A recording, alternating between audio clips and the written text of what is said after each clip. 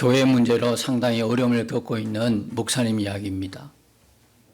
다행히도 들려오는 소식으로는 이제 교회가 점점 회복이 되고 평온해진다는 말씀을 들었습니다. 그래서 교회가 어려움을 당하면 목사님과 사모님이 그리고 기도하는 교인들이 또 바짝 정신 차리고 기도하겠지요. 이 교회도 새벽에도 기도하고 밤에도 정해서 시간 정해서 나와서 모든 성도들이 기도하고 있었습니다. 그리고 물론 목사님도 또 열심히 기도하셨고 사모님도 기도하셨습니다. 그런데 기도하는 기간에 비해서 하나님께서 바로 응답 주시지 않는다 생각하니까 목사님이 지쳤어요. 기도하다가. 우리 그런 경험 있죠? 어떤 때는 기도 자리 나가기 정말 싫을 때가 있어요. 기도가 안 나올 때도 있어요. 그건 왜 그럴까요? 믿음이 없어서가 아니에요. 우리가 육신을 입고 있는 동안 반복이 돼요. 뭐가 있었어요? 감정과 느낌이 있잖아요. 기도하면 응답이 바로바로 오면 얼마나 기쁘겠어요. 하지 말아도 아마 기도할걸요. 끌어당겨도 기도 자리 갈걸요. 근데 우리가 늘 그렇지는 않지 않습니까? 기도에도 어떤 때는 응답이 없어서 하나님이 계신가? 나를 사랑하시는가? 의심할 때가 있지요. 목사님도 그랬더랬어요. 교회는 점점 어려워지고요. 힘들어지고요. 기도했는데 하나님은 말씀을 안 하시고요. 그래서 지쳐서 기도 자리를 안 나가신 거예요. 그런데 옆에 보니까 사모님은 그래도 기도 자리에 나가시는 거예요. 그래서 목사님이 궁금해서 그랬다는 거예요. 당신은 어떻게 힘들지도 않아? 기도 자리에 어떻게 나가지?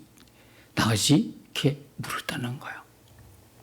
사모님 말씀하시기를 목사님 저도요 때로는 기도 자리 나가기 정말 싫을 때가 있어요.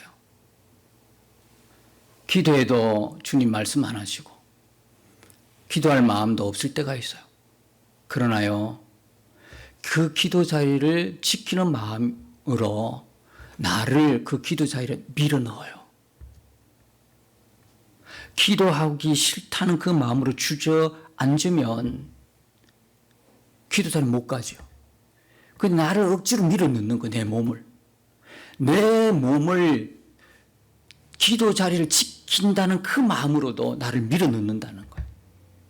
그러면 하나님께서 나를 불쌍히 여겨주시지 않겠느냐. 목사님이 사모님의 그 말에 감동을 받은 거예요. 억지로도 내 몸을 밀어넣는 거예요. 가만히 보니까 성경적이에요. 사도 바울이 늘 이야기했잖아요. 쳐서 복종시킨다고요. 그것은 무슨 이야기냐면 감정이나 느낌에 내가 굴복하지 않겠다는 선언이거든요. 마귀가 노리는 노림수가 바로 그거예요.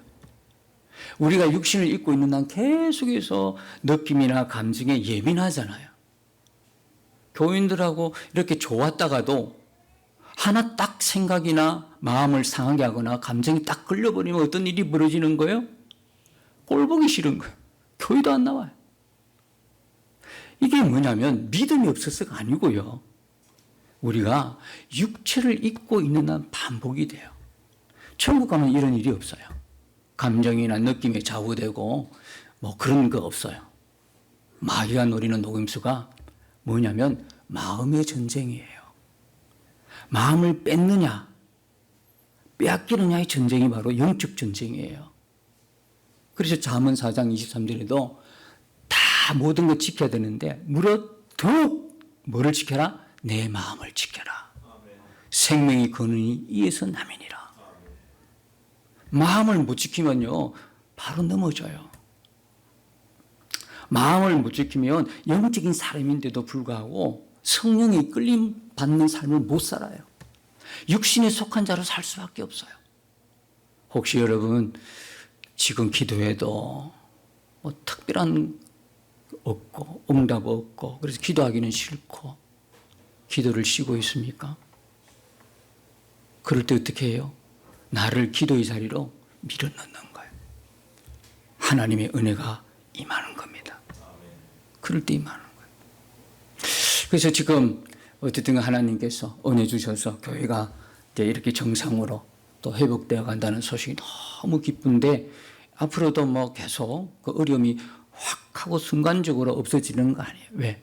사랑과의 관계이기 때문에 하나님이 풀어주는 그날을 바라보면서 오늘도 기도 쉬지 않고 믿음으로 예수님 바라보면서 이렇게 나아가는 것이죠. 우리 지난 시간에 3절과 4절을 우리가 같이 은혜를 나누었습니다. 3절은 바로 예수님의 뭐라고요? 인성을 이야기하는 거죠. 3절 보면 그의 아들에 관하여 말하면 육신으로는 다윗의 혈통에 나셨고 그랬어요. 다윗의 혈통 족보가 다 있죠. 왜 이런 바울 사도께서 왜 이 말씀을 하셨을까요? 자꾸 예수님이 육신으로 임하심을 부인한 자들이 있기 때문에 그래요. 요한일서 2장 7절에 보니까 예수께서 뭡니까? 예수 그리스도께서 육체로 임하심을 부인하는 자들이 있다고 그랬어요. 그들을 뭐라 그래요? 미혹하는 자들이라 그래요. 믿음에서 이탈시키려고 성도들을 마음을 그죠? 미혹하는 자예요. 그리고 그들이 뭐요? 적그리스도라고 이야기했어요. 여러분, 예수님이 영원 전부터 영광 중에 계신 분이셨어요. 그분이 지금 이 땅의 육신의 몸, 그것도 혈통을 정확하게 다윗의 혈통이라 그랬어요. 성경은 정확해요. 그래서 아브라함과 다윗의 후손으로, 그죠? 오신 거잖아요. 그죠? 영광 중에 계신 분이에요.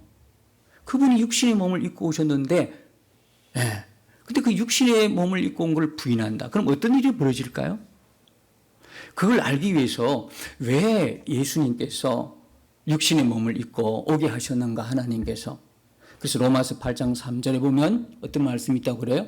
율법이 육신으로 말미암아 할 수 없는 그것을 하나님이 하셨다 그래요. 율법으로는요 구원 못 받습니다. 율법을 지켜서 의로움 받지 못하고 구원받지 못해요.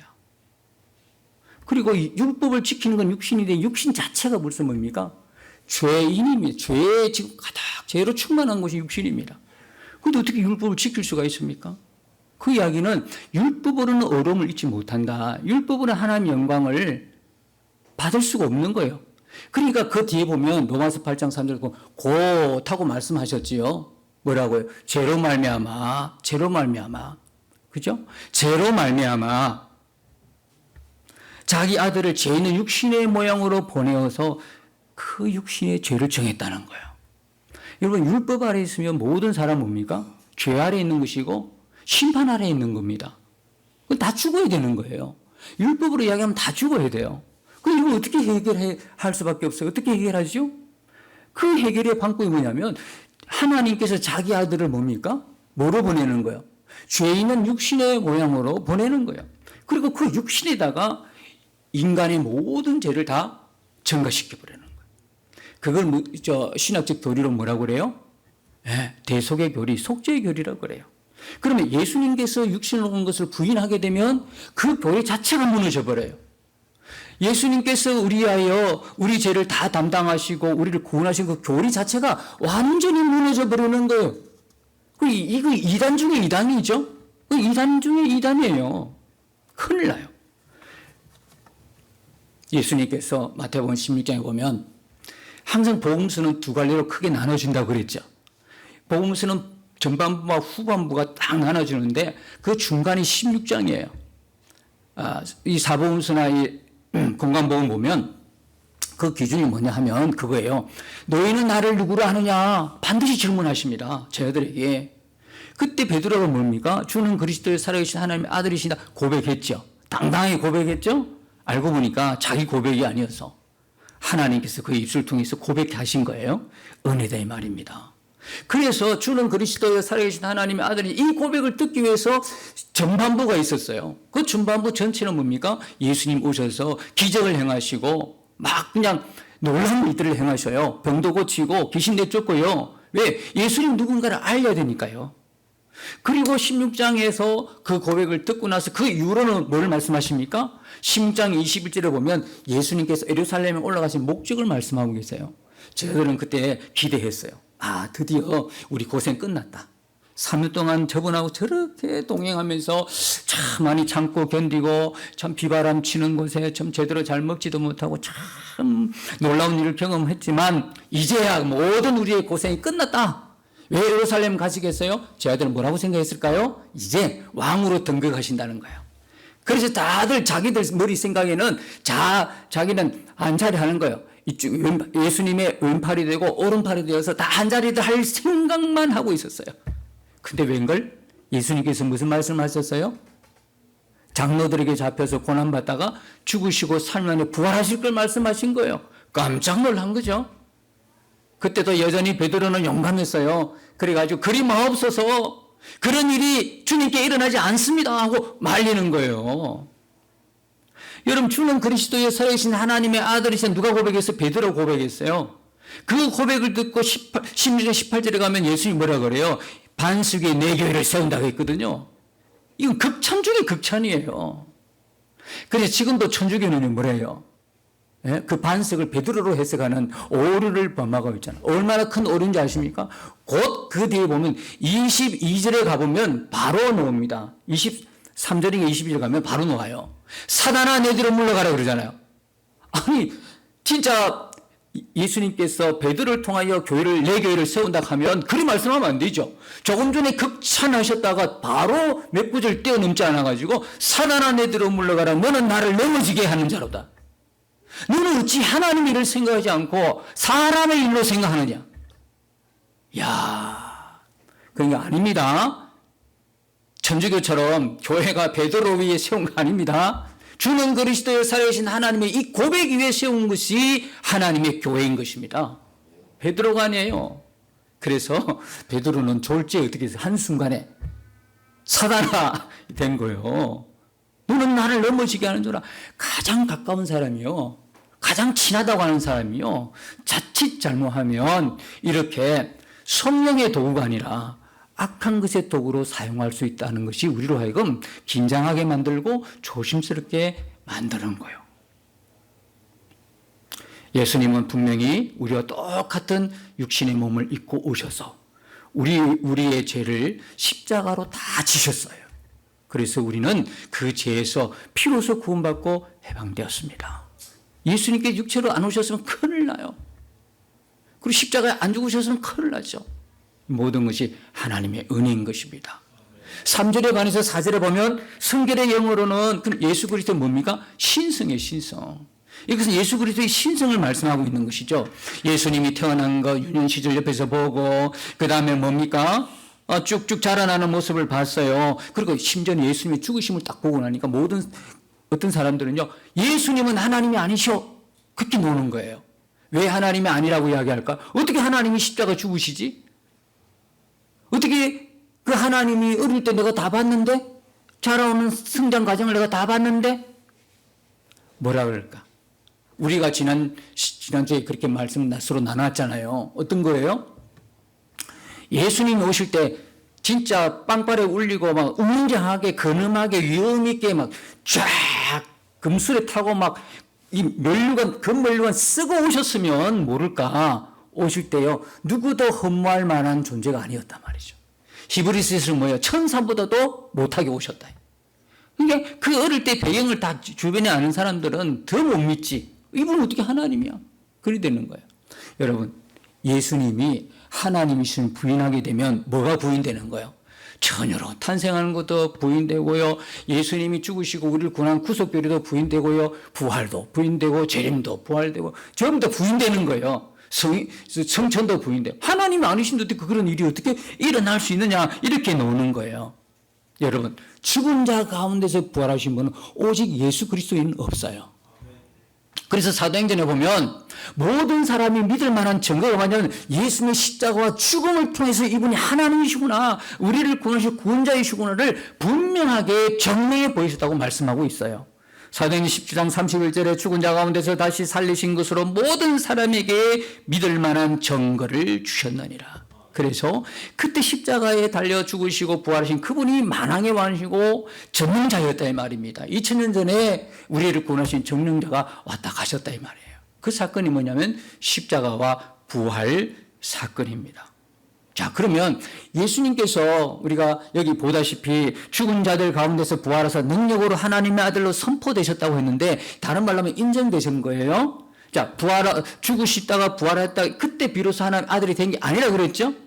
아, 사람들이 몰랐어요. 사람들이요, 신성을 몰랐어요. 그분이 하나님을 몰랐어요. 워낙 우리가 비슷하게 보시니까, 또 비슷하게 존재하셨으니까, 모르다가 죽고 부활하는 걸 봤거든요? 그걸 통해서,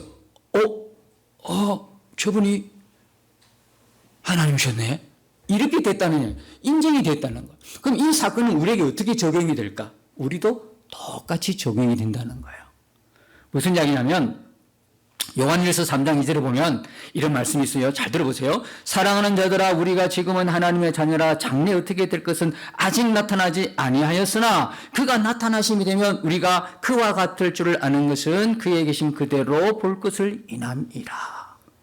무슨 이야기냐 하면 지금 우리가 하나님의 예수 믿고 자녀가 됐잖아요. 앞으로 될 것이다가 아니라 지금 하나님의 자녀가 된 거예요. 여러분들이 예수님을 지금 영접하셨다면, 그죠?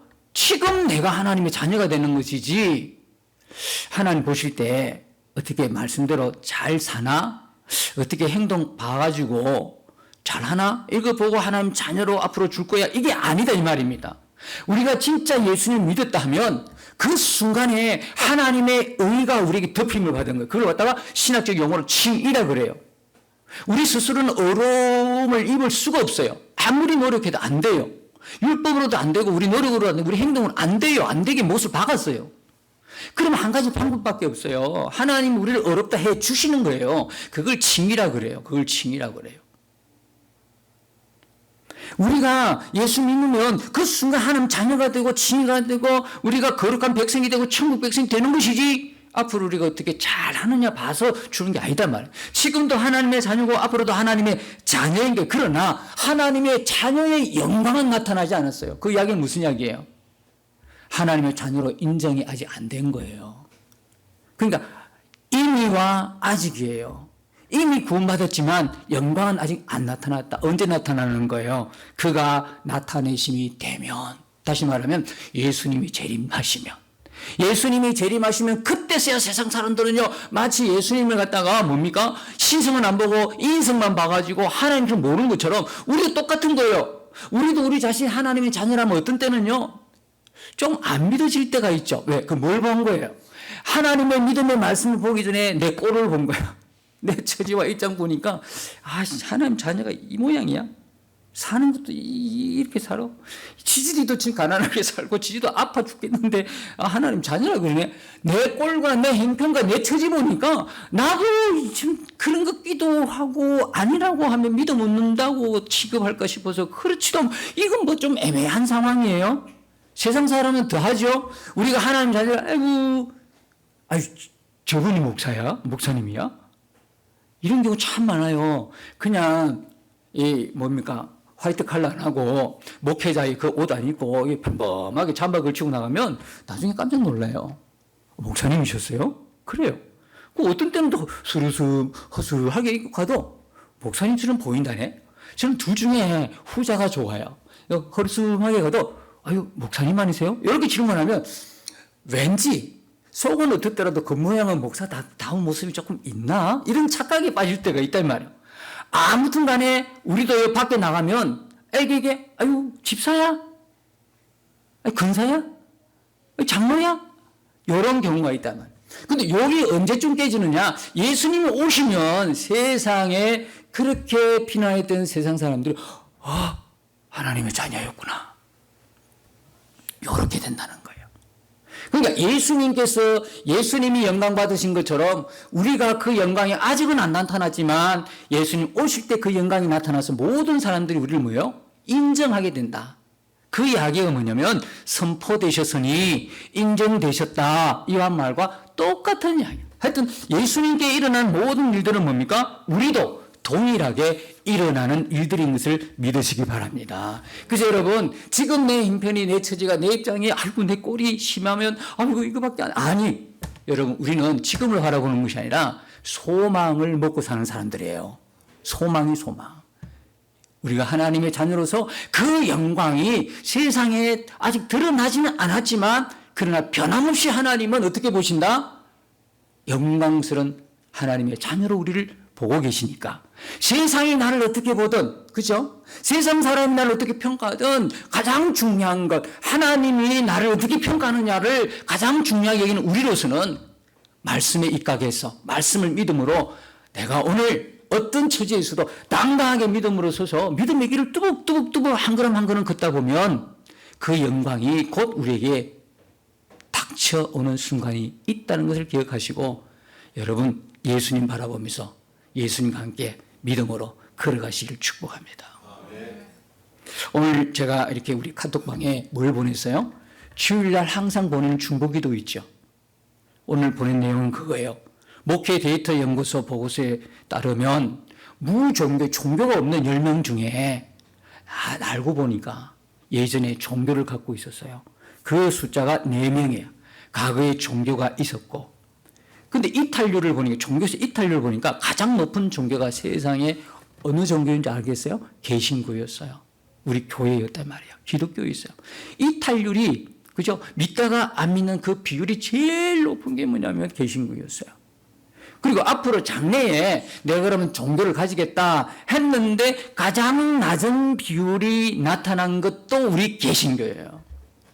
문제가 있지 않나요? 우린 지금 로마서 강의를 해나가면서 우리가 이 복음의 능력, 오늘도 복음의 실제에 대해서 말씀을 나눌 텐데요. 이 복음이 능력입니다. 하나님을 구원하는 능력입니다. 복음은 이론이나 교리에 머무는 게 아니에요. 그렇다면 이 복음의 능력이 선포되는 교회가 어떻게 사람들이 다 외면하게 될까? 왜 이렇게, 그죠? 이탈률도 높고 감소 비율도 낮는, 다시 오고 싶은, 다시 가지고 싶은, 좀 이래 됐을까? 우리는 빨리 교회라는 걸 하나의 어떤, 뭡니까? 종교적인 집단, 교리적인 집단, 거기서 벗어나서 복음이 능력으로 경험되고 체험되지는 교회가 되어야 될 줄 믿습니다. 이것을 다 경험하고 체험할 때 떠나려고 안 떠나죠. 예수 믿는 이유가 뭐냐, 예수 믿는 게 뭐냐의 바른 정의와 복음이 뭔가를 분명히 우리가 인식해야 되는 거예요. 저는요, 복음을 몰랐어요. 고백하건대 목사가 되어도 복음을 몰랐어요. 제가 복음을 설교했다니까요. 사순절, 고난주간, 부활주일, 십자가 부활을 얼마나 설교했어요. 그때는 다른 거 설교할 수 없어요. 절기 설교는 바로 그 복음을 설교할 수밖에 없어요. 복음이라는 거는 예수 그리스도의 십자가 부활이잖아요. 이거 모르는 사람 어디 있어요? 그 설교했다니까요. 그리고 나서 복음을 진짜 몰랐을 때는요, 그 절기 때만 십자가 부활을 설교했어요. 그리고 다른 데는 다른 설교했어요. 지금은 좀 다르죠? 지금 여러분이 계속 들어보시면 십자가 부활이 없는 내용이 없어요. 그렇게 바뀌어졌어요. 제가 복음을 몰랐다는 이야기는 복음의 내용을 몰랐다는 이야기가 아니에요. 교리적으로 복음을 몰랐다는 게 아니고요. 복음이 실제가 안 된 거예요. 고민을 많이 했어요. 도대체 복음이 능력이라고 하는데 나의 삶 하나를 바꿀 수가 없는 게 왜 어떻게 능력이라고 이야기하지? 너무나 궁금해서 책방 다 돌아다녔어요. 그래가지고 복음이란 두 글자만 들어간 단어 다 뺏어 읽어봤어요. 뭐 다 읽었다는 이야기는 좀 너무 지나쳤지만 복음에 대한 유명한 분들의 설교를 다 이렇게 한번 들어보고 읽어보고 했는데요. 마음이 협조하지 않았어. 복음을 딱히 이론적으로는 요만한 두께로 책이 있는데 그냥 책을 쳐다볼 때 그냥 내가 이제 기절할 뻔했어요. 근데 마땅히 이 책에 대해서 복음을 설명하는데 설명이 말 그대로 설명이에요. 복음을 설명하고 있는 것은 나에게 흡족하지 않아요. 만족스럽지가 않아요. 복음은 바로 뭐냐면 예수 그리스도예요. 여기 보시면 1장 2절에 보면 이 복음은 하나님의 선지자를 통하여 그의 아들에 관하여 성경에 미리 약속하신 거예요. 뭐에 대해서? 아들에 관한 거거든요. 4절 보면 오늘 우리가 읽었던 4절 끝에 보면 성결의 영으로 죽은 자들 가운데 부활하사 능력으로 하나님께서 선포되셨으니 곧 우리 주 예수 그리스도. 그러면 복음은 뭐라는 거예요? 복음 이꼴은 뭐예요? 예수 그리스도예요. 근데 여러분, 이 예수 그리스도가 죽고 부활했다는 모르는 사람 누가 있어요? 이거 복음의 내용이거든요. 복음이라는 굿뉴스예요. 좋은 소식이에요. 복된 소식이죠. 여러분, 하나님이 우리에게 행해 주신 모든 소식은 다 복음이에요. 예수님을 이 땅에 보내주셨죠. 예수님 탄생이 우리의 복음이죠. 예수 우리 집에 십자가로 죽으심이 복음이죠. 그리고 3년에 부활하신 거예요. 우리 영원한 생명 주셨어요. 복음이에요. 승천하시고 성령이 오시고 모든 하나님이 우리를 구원하게 해준 모든 것은 우리에게 뭐가 된다? 복된 소식, 복음이 되는 거예요. 근데 이걸 설명하는데 거쳐버리면 복음은 실제가 안 돼요. 복음은 내 삶을 완전히 바꾸는 능력인데 교리에 머물러 있으면 절대 바꿀 수 없어요. 어느 목사님이 정말 예배 때마다 설교할 때마다 실망스러워서 견딜 수 없다는 고백을 했어요. 왜 그런 고백을 했냐면 설교를 할 때 성도들이 잘 들었어요. 여러분처럼 잘 듣고 있어요. 그리고 설교를 마치고 예배를 마치고 나가면 꼭 말씀 한마디씩 하고 가요. 오늘 말씀 은혜 많이 받았습니다. 목사님이 막 속으로 기쁨이 아니라 마음이 무너지는 것을 느꼈다는 거. 왜 그랬을까요? 아마 그래서 우리 교인들은 아예 그 은혜 받았다는 이야기를 안 하는 거 봐요. 그죠?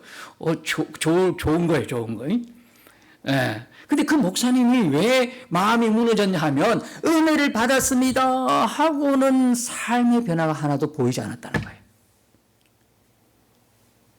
이거 어떻게 했으면 좋겠어요?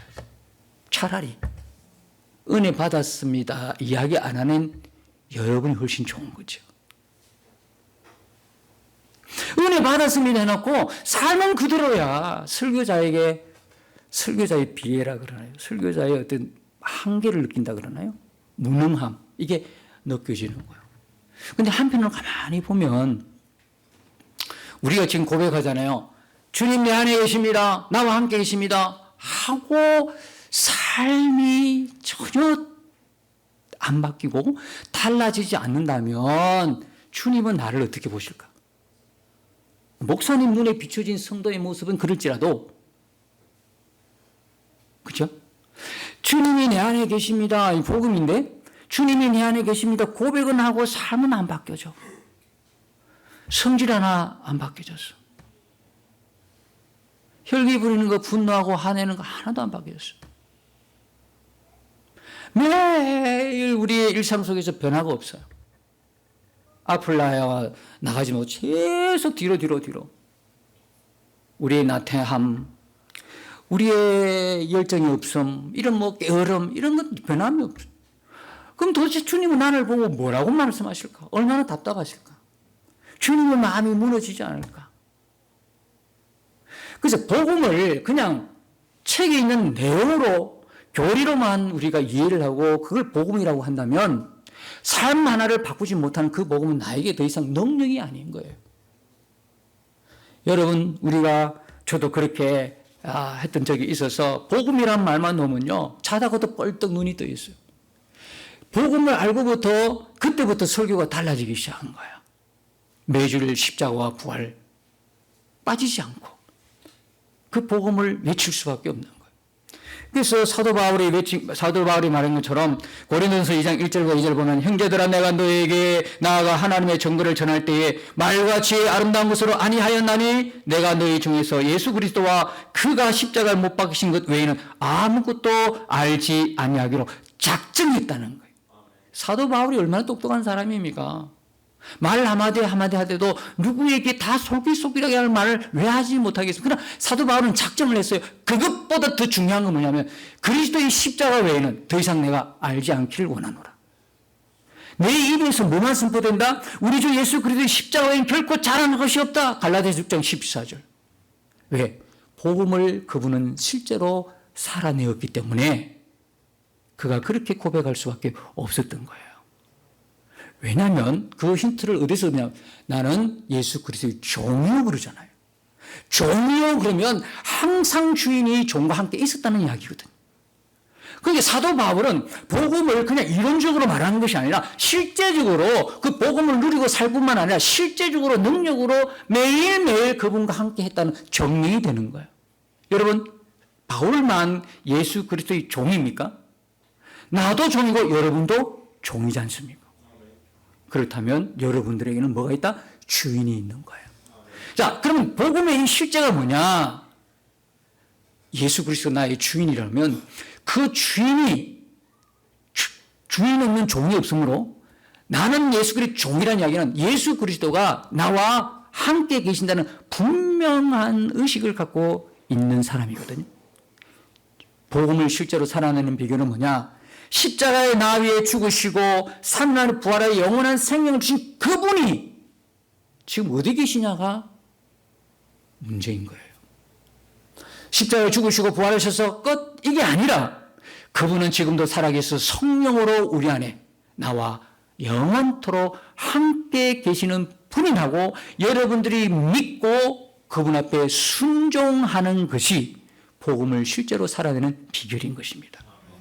여러분 믿으십니까? 진짜 믿으십니까?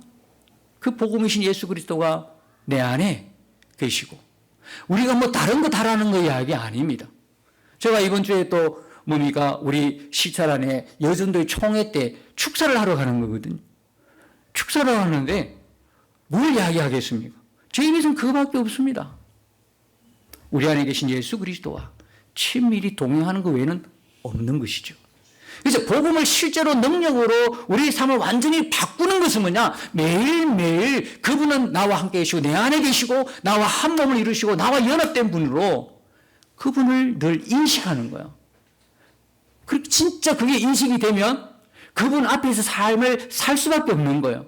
그분은 우리가 제사함 받고 그냥 천국 가는 그 교리로 아는 분이 아니고 거기에 가서 만나는 분이 아니라 그분은 실제로 지금 이 땅에서 나를 통하여 하나님 나라를 이루어가는 주님이시라는 것을 우리가 분명히 인식하면서 매 순간 매 순간 그분을 바라볼 때에 그 복음은 나의 삶을 완전히 송두리째 변화시키고 바꾸는 능력이 되는 거예요. 그 인식이 안 되면요, 생각하고 말하는 것도 자기 마음대로 해요. 지난번에 우리가 요한복음 15장 6절에 그죠? 알잖아요. 내 양은 나의 음성을 들으며, 그죠? 나는 그를 알고 그랬잖아요. 양이 아닌 사람은요, 주님이 몰라요. 근데 뭐라고? 내 양은 내 음성을 듣는다 그랬거든요. 그리고 주님은 나는 그를 알고 그랬잖아요. 그리고 그는 나를 따른다고 그랬잖아요. 살아계신 주님이 우리 안에 영원토록 함께 계시면 다 연합해서 아는 거예요. 내 생각도 알고 내 마음도 알고 내가 뭘 하려고 하는 것도 주님은 아세요. 이게 뭐냐면 연합이에요. 여러분 중요한 거는 주님과 내가 지금 연합되어 있다는 이 의식, 이걸 분명히 해야 됩니다. 이게 우리가 복음을 능력으로 실제로 살아내는 비결이에요. 우리가 이 시간에 기도할 때 어떻게 기도해야 됩니까? 주님, 이제는 이 복음을 교리적으로 이론적으로 안다고 해서 내가 예수 믿는 것으로 착각하지 않게 하시고 실제적으로 예수 믿는다는 것은 뭡니까? 예수님이 나의 주인이시고 예수님과 내가 한 몸을 이루고 연합되었고 그 살아계신 예수님이 내 안에 지금도 살아계시고 나와 영원토록 동행하시는 분으로 우리가 믿고 그분 앞에 순종하는 것이 예수를 믿는다라고 말씀하는 거예요. 그래서 하나님, 이 시간에 우리가 기도할 때 아버지, 우리가 우리의 눈을 열어주셔서 진짜 복음을 이론적으로 교리적으로만 아는 것이 아니라 실제적으로 존재하는 분, 나와 영원토록 함께 계신 그분으로 내 생각과 마음을 아시고 그러므로 늘 주님과 동행하면서 내 생각이 내 마음이 다 주님 앞에 다 노출된 그런 삶을 살아갈 때 우리의 삶은 하나하나씩 바뀌어가는 거거든요. 우리의 태도와 우리의 자세도 우리의 신앙의 모습도 하나하나 바뀌어져 가는 거죠. 그 복음의 실제적인 눈을 열어 주옵소서. 복음을 능력으로 체험하게 해 주옵소서. 우리가 그렇게 기도하면서 우리의 한 주간의 삶도 실제적으로 주님과 함께 동행하면서 그 복음이 능력으로 우리 삶에 일어나는 그런 복된 한 주간이 되시기를 예수님 이름으로 축복합니다. 주와 함께 싸워 승